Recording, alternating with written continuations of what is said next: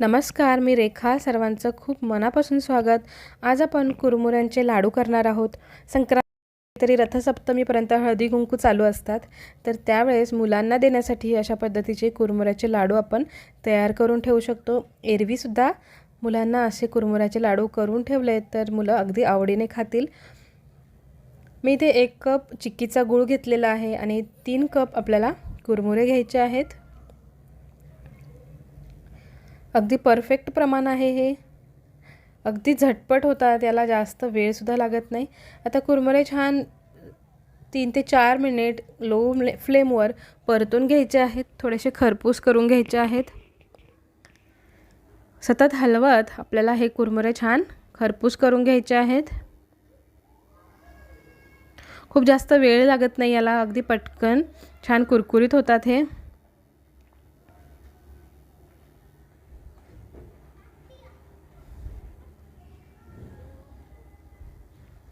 आपले कुरमुरे छान कुरकुरीत झालेले आहे, तुम्ही पाहू शकता. आता ते काढून घेतले आणि त्याच पॅनमध्ये 2 चमचे तूप घेतलेलं आहे मी. आणि आता आपल्याला पाक तयार करून घ्यायचा आहे. पाक आपल्याला खूप जास्त कडक करायचा नाही आहे. 1 कप चिक्कीचा गूळ आहे हा. जर चिक्कीचा गूळ नसेल तर तुम्ही साधा गूळसुद्धा वापरू शकता, तरी देखील चालू शकतं. आता हा छान आपल्याला मेल्ट करून घ्यायचा आहे. गॅसची फ्लेम लो टू मीडियम ठेवायची आहे. गूळ पूर्णपणे वितळला किंवा गॅसची फ्लेम आता बिलकुल लो करायची आहे, कारण गूळ करपू शकतो. त्याला करपट असा वास येईल किंवा गूळ काळा पडेल. त्यासाठी गॅसची फ्लेम लोच ठेवायची आणि गूळ वितळल्यानंतर साधारण 5 मिनिटांनी आपण पाक चेक करून पाहायचा आहे. खूप जास्त कडक पाक आपल्याला करायचा नाही आहे, त्यासाठी 5 मिनिटात लगेचच आपण पाक चेक करून पाहूया. तर पाक चेक करण्यासाठी चमच्यामध्ये 2-3 थेंब घ्यायचे आहेत. वाटीमध्ये पाणी घेतलेलं आहे मी थंड, आणि यामध्ये आपल्याला हे थेंब टाकून पाहायचे आहेत. पाकाची गोळी झाली आहे आणि आता आपण चेक करूया की तो पाक कितपत कडक झालेला आहे.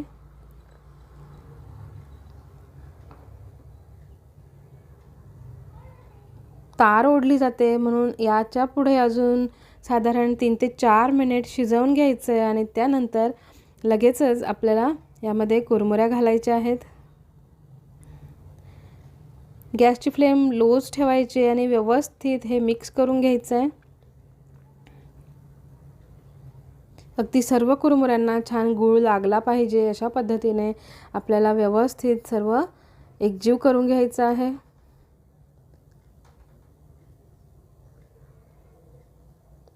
संपूर्णपणे एकजीव झालं की गॅसची फ्लेम आता बंद करायची आहे आणि आपल्याला याचे आता लाडू तयार करून घ्यायचे आहेत. तर पॅनमध्येच ठेवायचे आपल्याला, पॅनमधून हे काढून नाही घ्यायचे आहेत, त्यामुळे ते मिश्रण गरम राहील. हाताला पाणी घ्यायचं आहे, अगदी थोडा पाण्याचा हात घ्यायचा आहे. खूप जास्त हात ओला करायचा नाही आहे, नाहीतर लाडू वळला जाणार नाही. तर अशा पद्धतीने चटकासुद्धा बसणार नाही आणि आपले लाडूसुद्धा छान तयार होतील. तर अशाच पद्धतीने इतर सर्व लाडू आपण तयार करून घेऊया.